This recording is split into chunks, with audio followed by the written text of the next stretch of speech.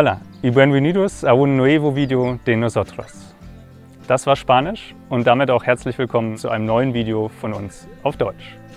Warum Spanisch? Weil wir hier auf La Palma sind. La Palma gehört zu den Kanaren und die wiederum zu Spanien. Für mich persönlich hat diese Reise hier einen ganz besonderen Hintergrund. Es ist nämlich so, dass ich als kleines Kind mal mit meiner Mutter zusammen hier gelebt habe.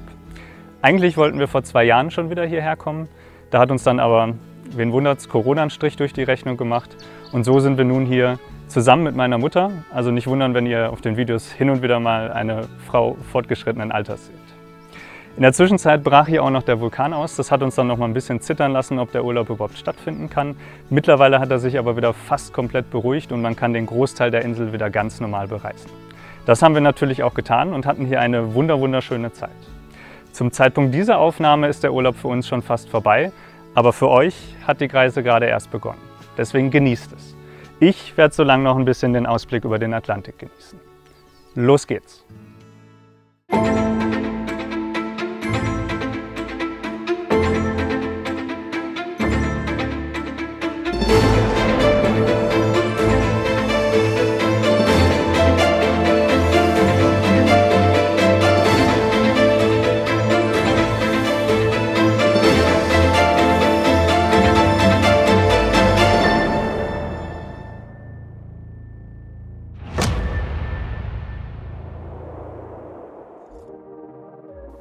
Wie in der Einleitung gesagt, habe ich als kleines Kind auf der Insel gelebt und unser altes Haus haben wir natürlich auch besucht.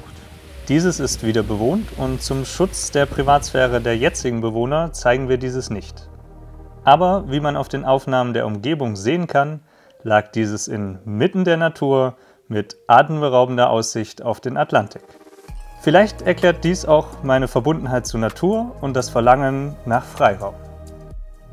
Und auch den eben erwähnten Vulkan unterhalb des Bergkamms Cumbre Vieja haben wir fast jeden Tag sehen dürfen. Und in Kombination mit den atemberaubenden Wolkenspielen, die man auf der Insel ebenfalls fast tagtäglich sehen darf, hat er uns immer wieder ins Staunen versetzt.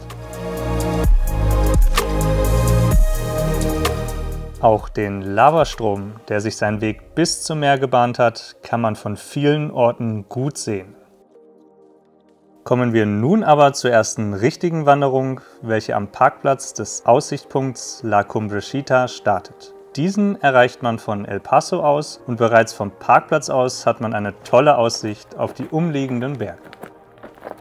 Bevor wir uns an den Aufstieg zum Pico Bejernado machen, nehmen wir noch einen kleinen Rundweg von etwa 3,5 Kilometern mit, der einige Aussichtspunkte auf den Nationalpark Caldera bietet. Einen genaueren Einblick in den Nationalpark Caldera geben wir euch übrigens im zweiten Teil dieses Videos.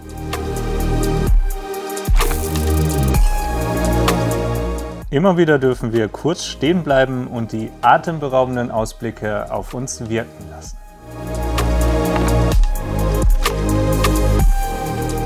Auf dieser Tafel ist gut beschrieben, wie besonders das Verhalten eines Kiefernwaldes nach einem Brand ist. Das Grün brennt ab und die Bäume sehen verkohlt aus. Doch der Schein trügt, denn die Rinde ist so widerstandsfähig, dass der eigentliche Baum überlebt und danach wieder grün austreibt. Nach ca. 5 Jahren ist hier wieder ein grüner Wald zu sehen. Solche Bäume durften wir auf einer späteren Wanderung auch noch sehen und werden sie euch zeigen.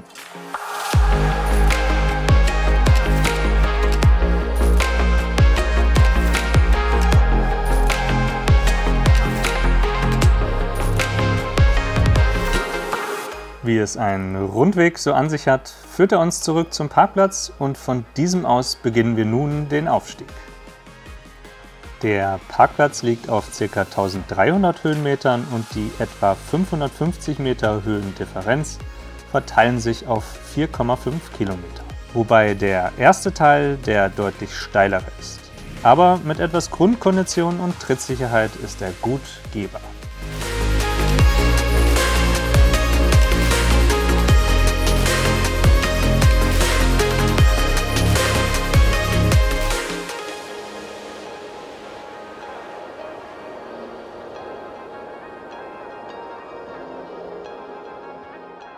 Da es, wie auf den meisten Bergtouren, auch immer wieder mal bergab geht, überwindet man bis zum Gipfel ca. 700 Höhenmeter. Diese lassen sich aber gut aushalten, denn egal wohin man schaut, man wird immer wieder mit einer wunderschönen Aussicht belohnt.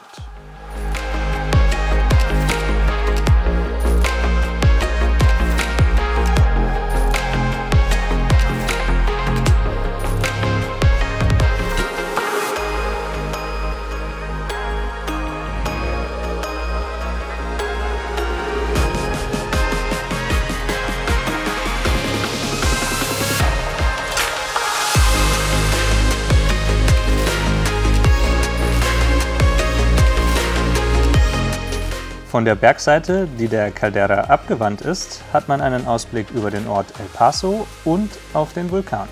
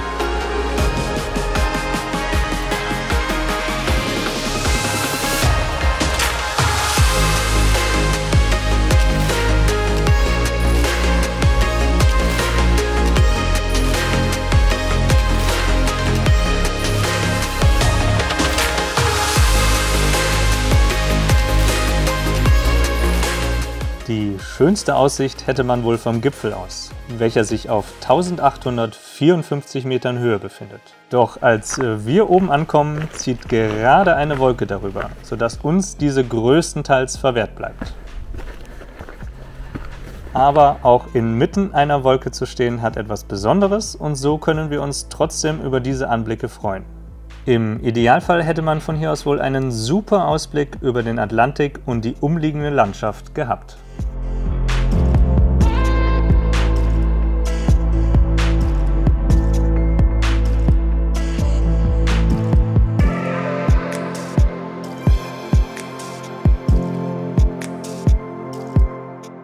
Zurück zum Parkplatz geht man dann denselben Weg. Trotzdem ist dieser nicht langweilig, denn die schönen Ausblicke kann man auch ein zweites Mal genießen.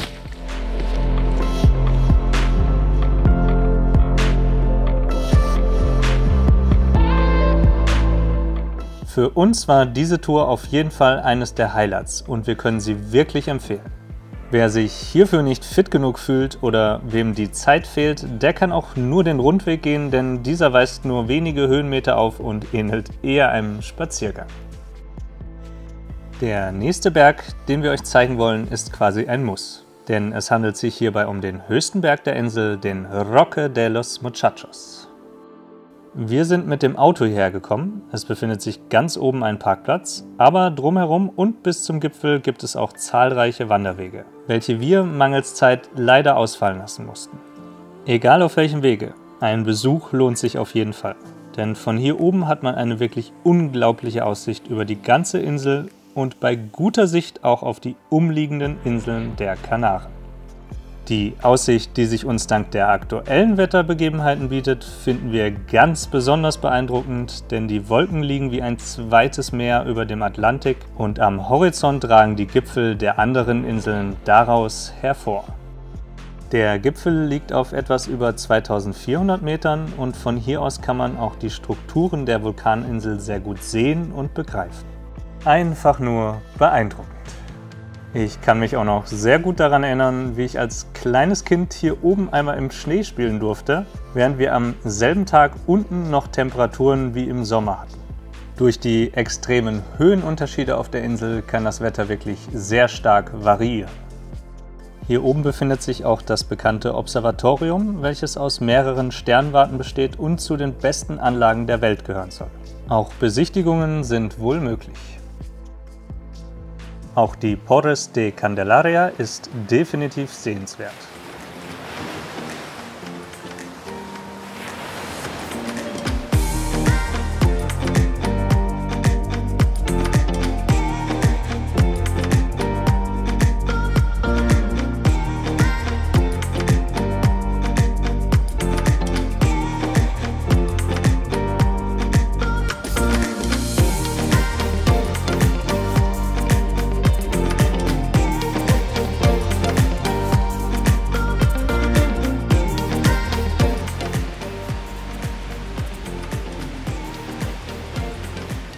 Heutzutage werden die Häuser, welche teilweise in den Fels gebaut wurden, von den einheimischen Palmeros als Wochenendhäuser genutzt. Früher soll dies eine Schmuggler- oder Piratenbucht gewesen und als Hafen genutzt worden sein. Es gibt hier einen Rundweg, welcher aber sehr steil ist. Alternativ gibt es einen Parkplatz unten an dem Dörfchen und einen weiter oben an der Aussichtsplattform. Von dieser aus hat man eine wunderbare Aussicht über die Küste und aufs Meer.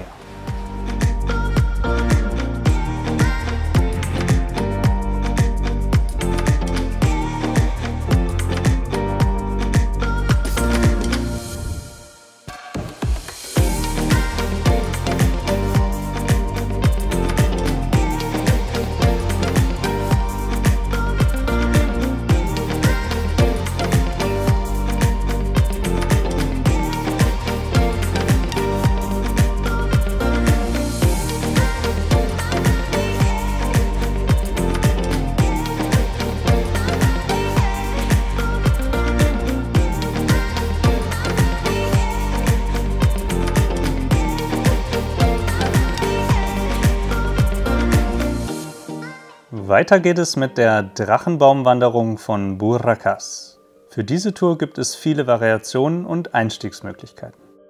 Wir sind in Los Tricias gestartet. Hier gibt es 2 Parkplätze, einen neben und einen auf der gegenüberliegenden Straßenseite der Kirche. Immer wieder sehen wir hier solch kleine Verkaufsstände auf Vertrauensbasis.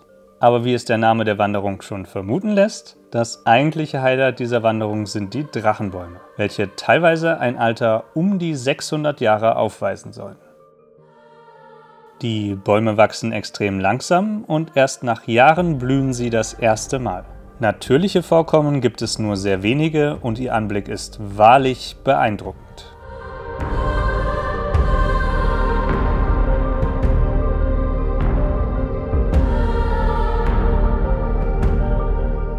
Überall in der Gegend sieht man auch immer wieder mal Wohnhäuser, deren Abgelegenheit für uns Naturliebhaber wirklich beneidenswert ist.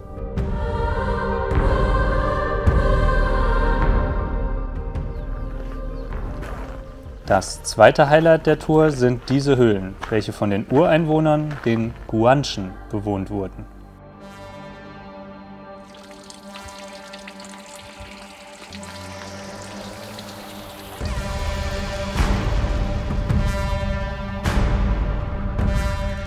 Hier wurde eine Unterkunft der Ureinwohner nachgestellt.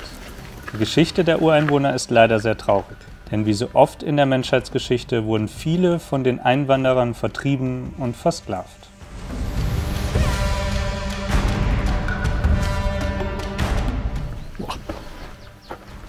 Falke, An den Felsen sieht man immer wieder mal sogenannte Petroglyphen. Man weiß aber wohl nicht, was sie bedeuten, denn Sprache und Kultur der Ureinheimischen ging verloren.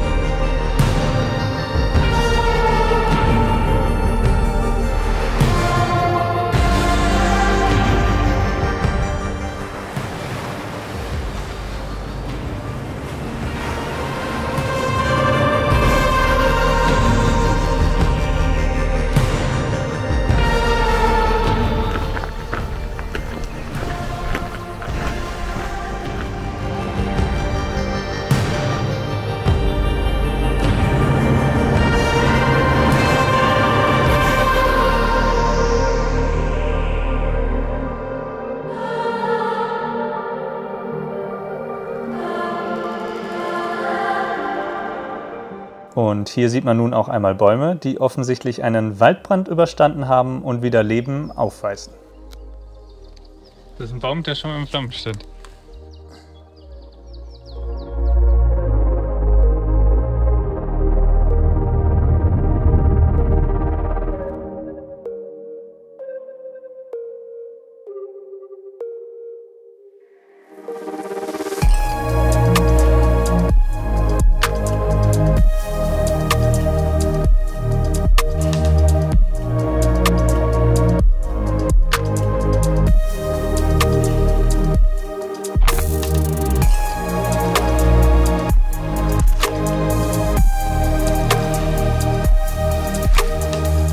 Allgemein kann man auf dieser Wanderung eine sehr beeindruckende und immer wieder wechselnde Pflanzenvielfalt erleben.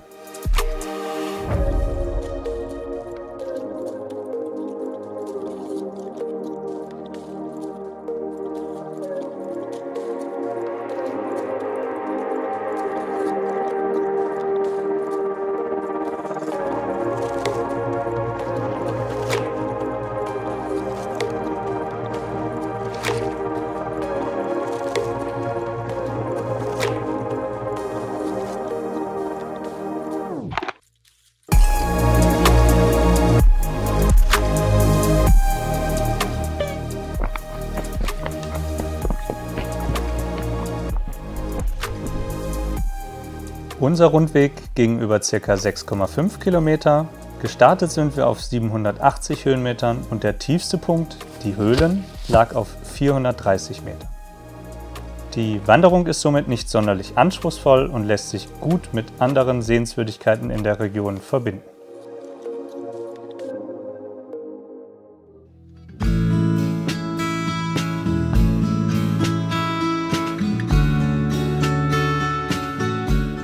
So, das war Teil 1 unseres Videos zu La Palma. Wie ihr selbst gesehen habt, ist die Insel wirklich wunderschön und bietet ein paar ganz besondere Orte. Natürlich viel mehr, als wir in 2 Wochen Urlaub besuchen, geschweige denn filmen konnten. Aber keine Sorge, ein bisschen was haben wir noch für euch in petto. Insbesondere mein persönliches Highlight.